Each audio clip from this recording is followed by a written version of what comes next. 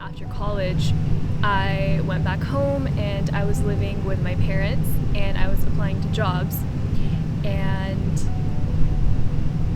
I would look on social media or I would hear about things, and my peers were moving on to further education, or they were finding great jobs, or they were traveling, or they were just moving on to the next chapter of their lives, and I felt like I was at a standstill and I wasn't going anywhere.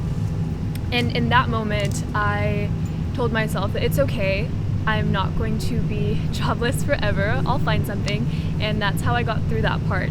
But then even after I got a great job at an amazing company that I'm really proud to work at, I still couldn't shake that feeling of comparing myself to other people. And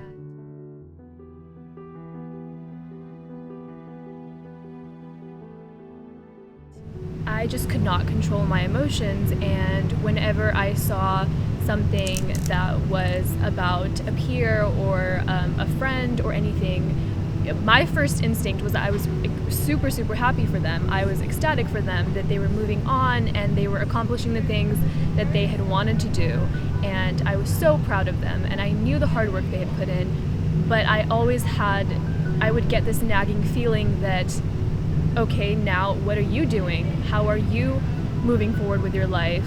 What are you doing? And I wouldn't be able to talk myself out of it. I would constantly be thinking about it, and it became stressful. It became really stressful, and the fact that I was stressed made me more stressed. And little things in my life that were tiny issues somehow seemed gigantic problems that I could not overcome. And when I'm stressed, I forget to eat, or I don't have an appetite. So over the course of a couple months, I didn't realize that this was happening, but I started losing a lot of weight, and I didn't realize it until I went back home and my parents, they said, "Oh, you look so thin, are you eating well, what's happening?" And I said everything was fine, but I was 15 pounds underweight at that time.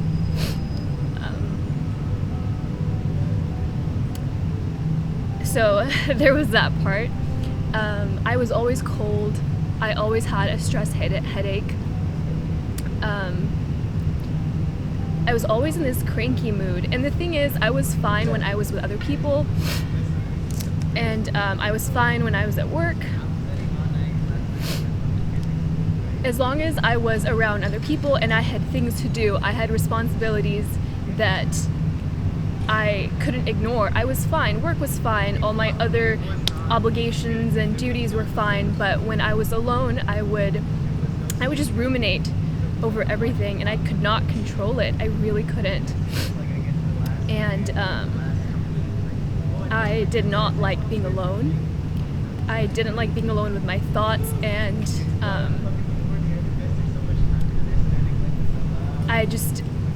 I didn't like being by myself, and that's something that I've always liked. I like my own company. I like spending time with myself. But when I realized that that was something I didn't like, it hit me, because I mean, someone should never feel that way, that they don't want to spend time with themselves.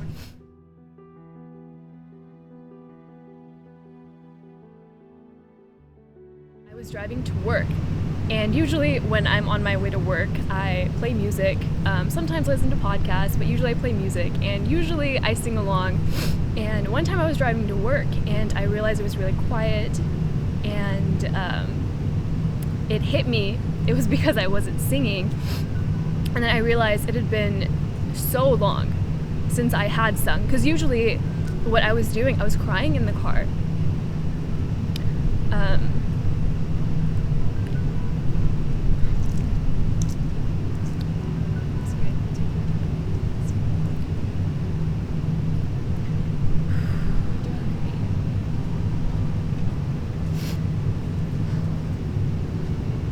After that day, I decided to tell my closest friends and say, look, I'm having this problem, I've tried to deal with it, and I'm the type of person that I will suffer in silence. I will think I can do everything by myself. So reaching out to friends I think it was a big step for me, and I told them, I was completely honest. I wasn't worried about judgment or anything like that because they made me feel that I could tell them.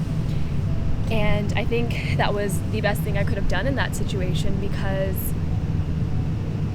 the amount of support and love that I got from my friends was so amazing. I am so lucky and grateful to have friends that not only love me, but they also understand me.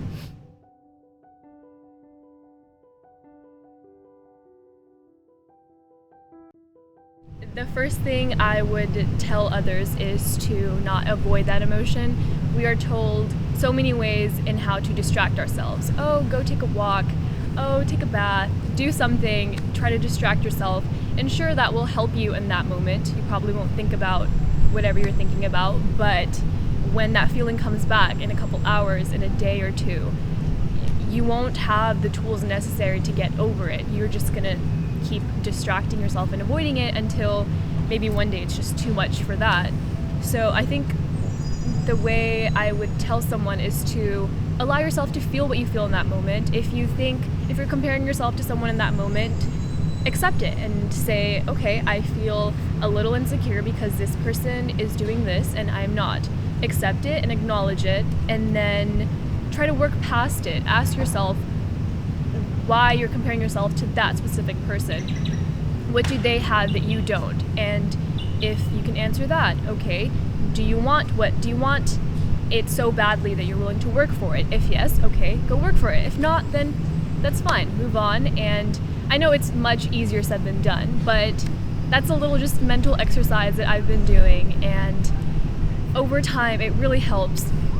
It helps control your emotions, keep them at bay, so you don't fall prey to them. So you're just not thrown to the wind by your emotions.